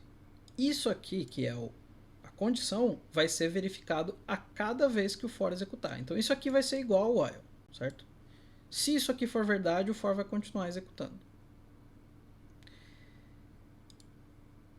Qual a diferença entre colocar 0u e só 0? 0u significa que esse valor aqui não tem sinal. Ele é um valor unsigned. Eu estou usando isso aqui só porque size é unsigned, tá? O retorno disso aqui é unsigned. E comparar um valor signed com unsigned gera warning no uploader. Eu vou falar sobre como funciona o passo aqui e aí eu já respondo sua pergunta, Julian. O passo aqui, ele está dizendo que eu quero que i seja incrementado em 1, certo? Mais é um operador que diz que eu quero incrementar a variável sobre qual esse operador está executando em 1, ok? Pelo menos isso quando a gente está falando de valores inteiros, tá? O mais ele pode vir antes da variável ou depois da variável. Isso é chamado de pré-incremento e pós-incremento. O pré-incremento ele ocorre antes do valor final disso aqui, ou seja, essa expressão toda aqui, ela vai retornar um valor equivalente a i, ao i inicial mais 1. E o pós-incremento vai retornar o valor antigo de i, ou seja, se a gente chega nessa parte aqui do código e i é 1, essa expressão toda aqui vai retornar 2 ao mesmo tempo em que ela faz i ser 2 também. Agora, se o mais vem depois, essa expressão aqui vai retornar 1 ao mesmo tempo em que ela faz i ser 2. Certo? Aqui no passo, tanto faz, porque o valor que esse passo está retornando é irrelevante. Aqui a gente só quer usar esse incremento aqui pelo efeito dele de incrementar a variável.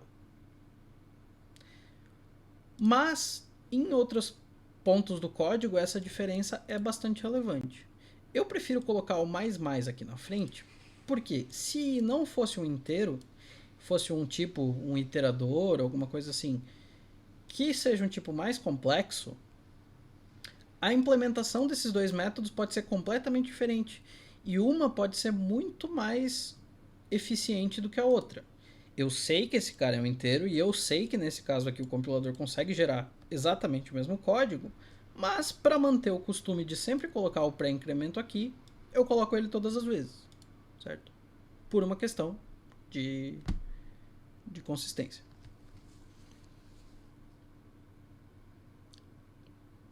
Isso seria relevante se tivesse um return i no loop, por exemplo. Isso vai ser relevante sempre que eu me importar com o valor do i. O meu passo aqui, eu espero que cada vez que esse for rode, cada vez que o corpo dele execute, esse valor aqui esteja incrementado. Tá? Essa linha aqui, esse mais i, ele é exatamente equivalente... Peraí.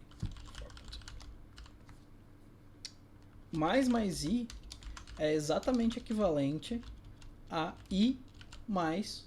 Não, i igual a i mais 1. Com a diferença de que também retorna o valor final. Certo? E i mais é equivalente também a i igual a i mais 1, com a diferença de que retorna o valor antigo. Então, se eu disser que i igual a 1, esse cara aqui tem valor 2, e esse cara aqui tem valor 1. Mas, depois que ele terminar de executar, o i vai ser 2. Em ambos os casos. Ok? Beleza. Tá. Eu já vou ficar com esse arquivo aqui chamado for. Talvez fosse um nome melhor, average. Acho que eu vou fazer average. Average.cp. Só salvar ele e remover o for.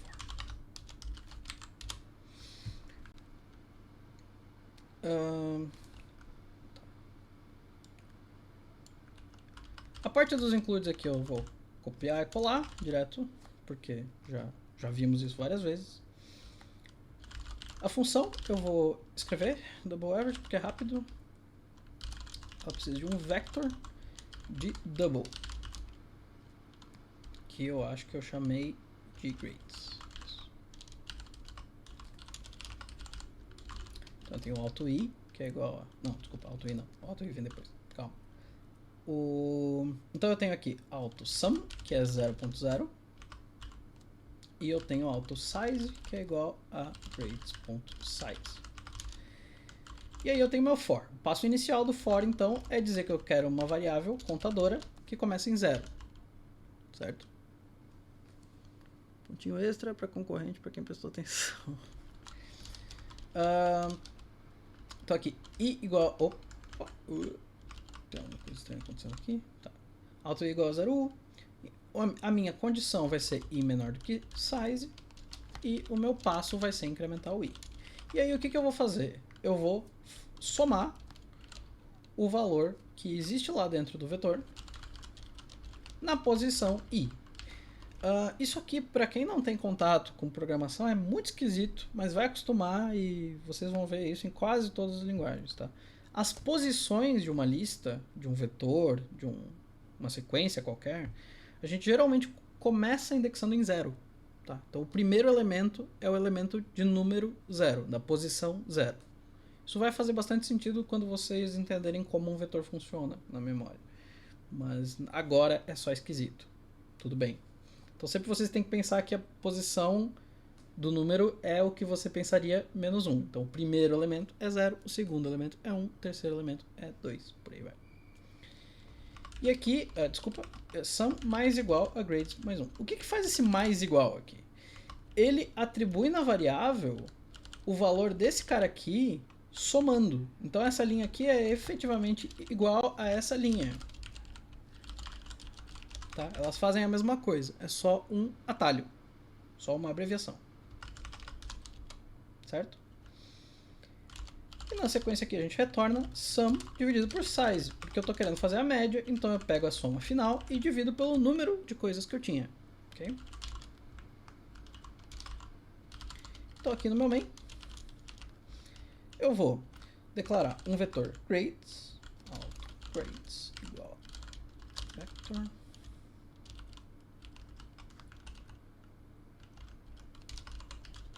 ponto 0,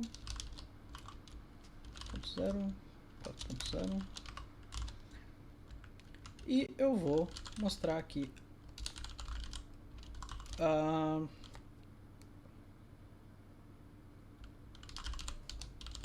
média é a palavra que eu estava procurando, dentre esses valores aqui. Então, fazendo aqui a conta de cabeça rapidamente. Eu achei que eu estava com C++ 17 aqui. Não deve estar. Stud grades. Stud out. Certo? Então, 9 mais 8 mais 4. 8 mais 4, 12, mais 9, 21. Sobre 3, a gente precisa ver o número 7 na saída desse programa aqui. Então, vamos ver. CPP 7.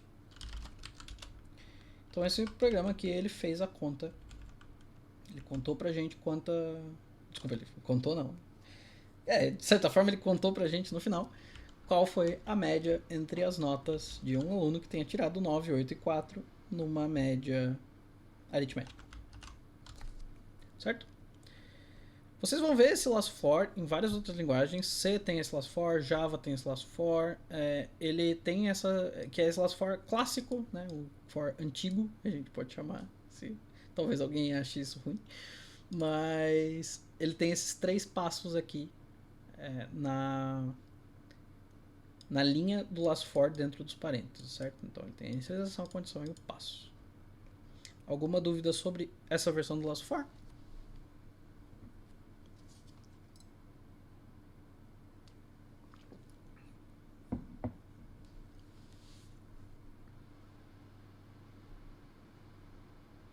Então eu vou fazer uma pergunta aqui para vocês pensarem um pouquinho. Mas vamos tentar gastar não muito tempo nisso, mas só para ver se alguém tem uma resposta legal. O que faz você escolher se você quer um laço for ou um laço while? Eu já pincelei a resposta inicialmente, mas acho que é uma pergunta interessante para vocês pensarem.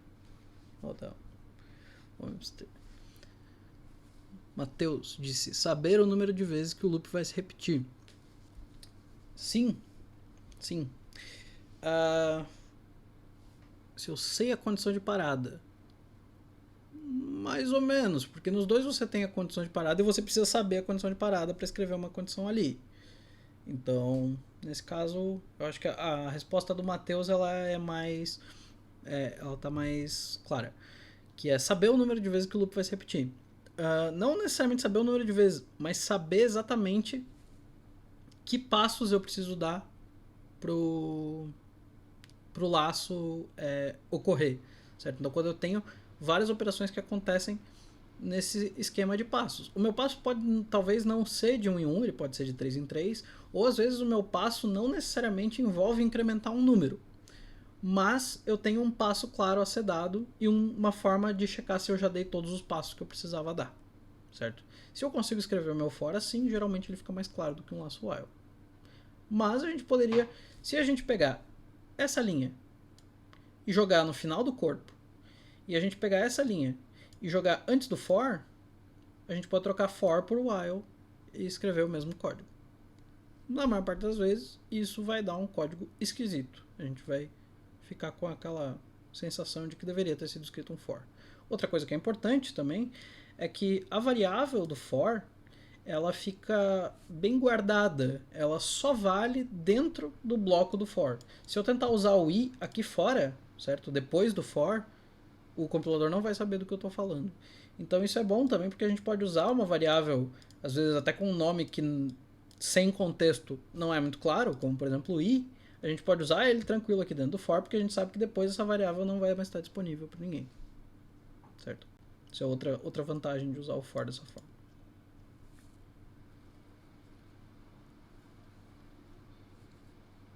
Ok.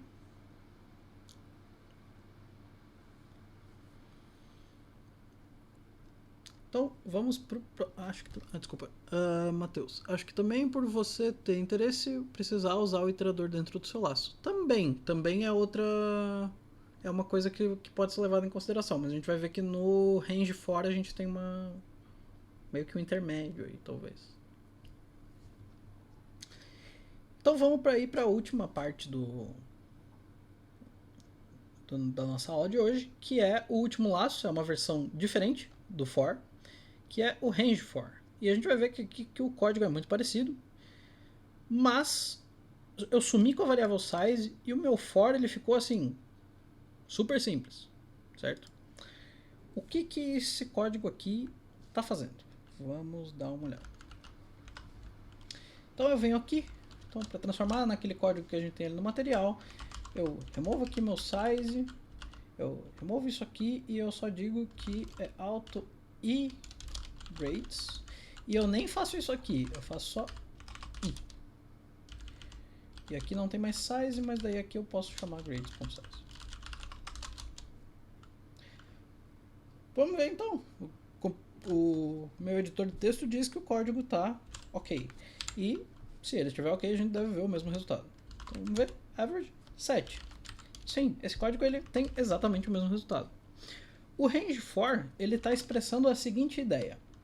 Eu quero que para cada i que existe dentro de grades, então grades é uma sequência de valores, então eu quero que cada i, ou seja, cada valor desse seja considerado em sequência, certo? Seja considerado uma vez.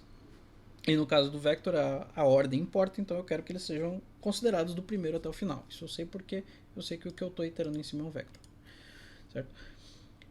E eu não chego a ter que indexar o vetor, porque o i ele passa a se referir diretamente ao valor que está lá dentro, certo? Ao valor interno e não ao índice. Então antes o meu i era o 0 que dizia a posição desse cara aqui. Agora não, agora meu i ele vai ser o 9 em si, certo? Isso muda por causa do for diferente que a gente está usando. Ok?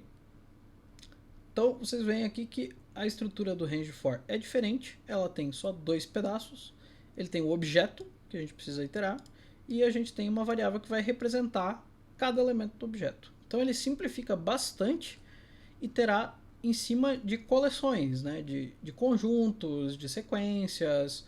O vector não é o único tipo de objeto que a gente pode usar o range for em cima. Na realidade a gente pode até escrever tipos novos que a gente consegue usar o range for em cima, utilizando o conceito de iterators.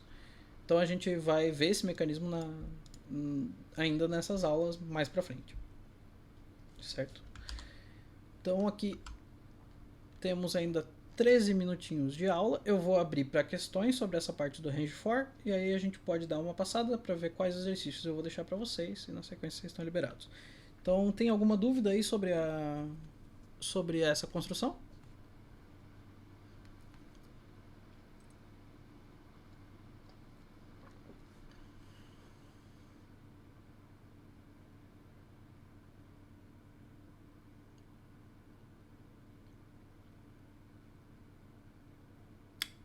Parece que não, parece que está tudo tranquilo.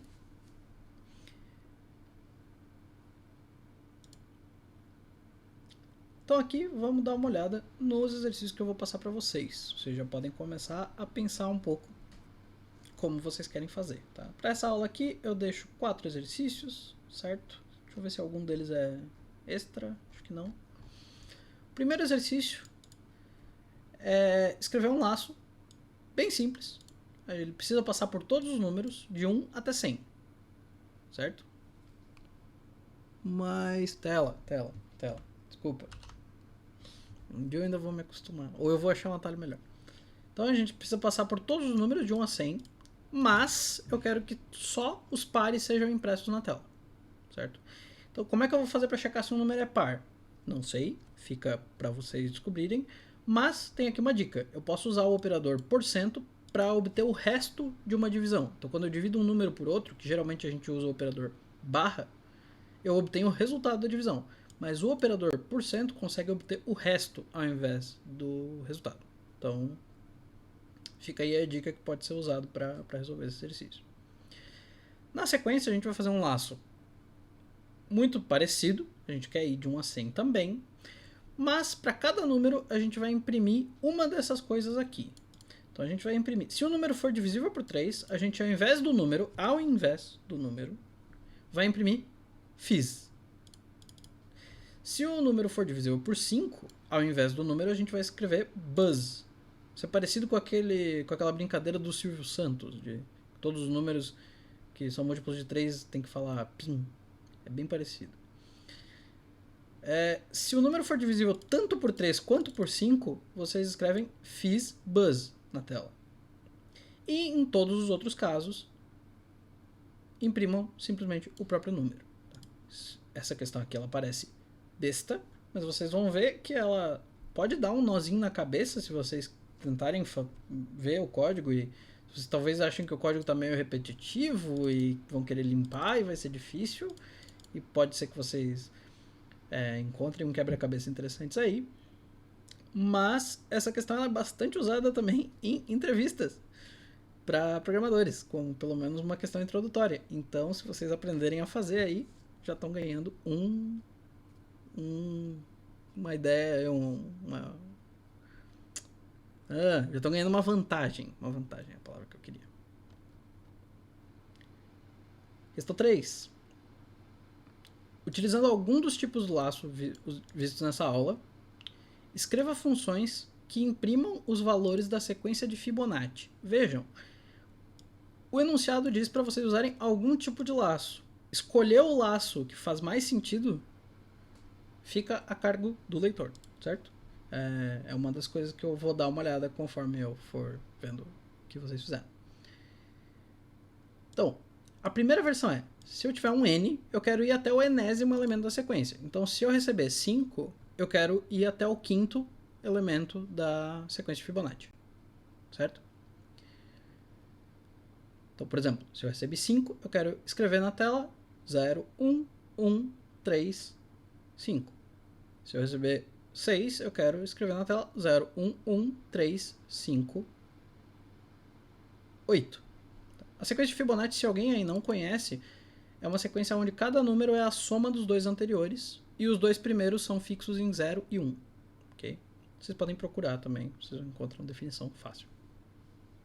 A segunda versão, ao invés de eu receber o n, ou seja, até qual elemento, até qual número do elemento eu quero ir, eu vou receber um x que eu quero ir até o último elemento da sequência que seja menor ou igual a x.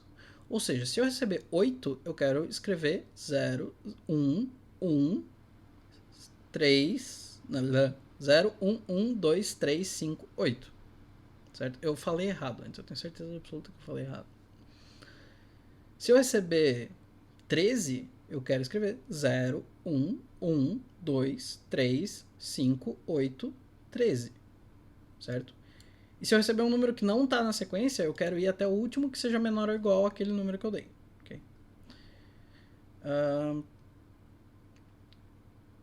Vocês podem usar esse main aqui para testar as funções de vocês. Então vocês vão ter uma função fib_up_to, que implementa a primeira, e uma fib_less_than, que implementa a segunda. Okay? Como último exercício, vocês vão usar também algum dos laços vistos em aula para escrever uma função que, dado um argumento do tipo stdstring, retorne. Desculpa, eu não quis escrever retorne aqui, eu quis escrever não, é retorne mesmo. Não, desculpa, a função retorna stdstring. Esqueçam o que eu falei. Oi, Elder, diga. Sim, eles vão estar linkados lá. Eu cheguei a mandar o link aqui, mas talvez você tenha entrado depois. Eu mando no grupo também, pode ficar tranquilo. Os slides vão estar bem disponíveis. Até para vocês terem acesso aos exercícios. Então eu quero que ela retorne uma string escrito palindrome, se ela for um palíndromo, e not a palindrome, se ela não for um palíndromo. Então aqui a definição de palíndromo, para caso alguém não conheça, um palíndromo é uma string que ela é igual a ela mesma se eu ler de trás para frente. Então, por exemplo, arara é um palíndromo, porque lida de trás para frente é arara, certo? Ela tem os mesmos caracteres de frente para trás e de trás para frente.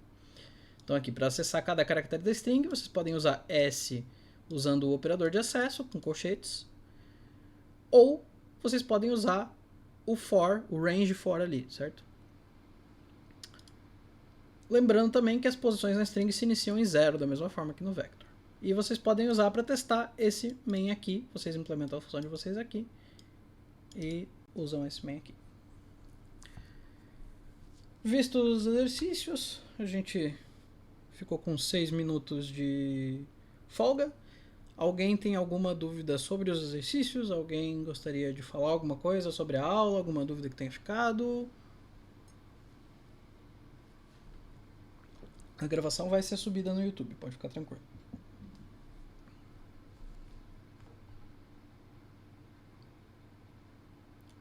Tá tudo ok? Tudo tranquilo? Alguém achou que algum ponto da aula foi muito corrido? Vocês podem me dar esse tipo de feedback a qualquer momento, eu fico contente. A didática tá muito boa, tá de parabéns, eu agradeço o elogio. Espero conseguir continuar conforme a complexidade for aumentando. Ok, agradeço mais uma vez o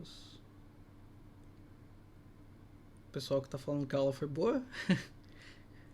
Mas. Então, a gente pode fechar ou alguém ainda tem alguma coisa a perguntar? Vocês podem também, claro, entrar em contato comigo depois da aula.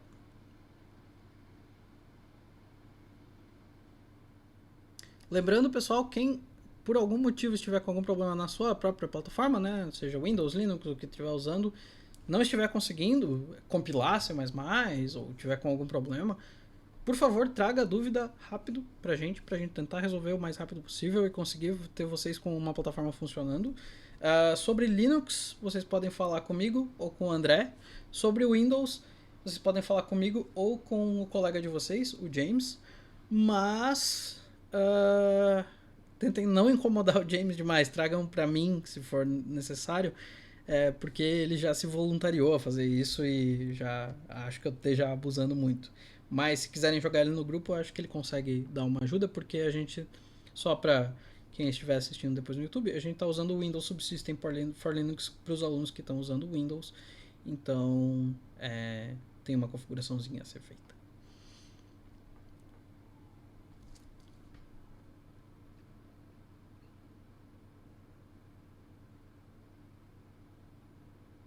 A pergunta do André, se alguém ficou assustado com a complexidade ou com alguma coisa da aula, é uma boa pergunta. Eu realmente gostaria de ouvir do pessoal que é mais iniciante, que tem pouco contato com programação, se foi tranquilo de seguir.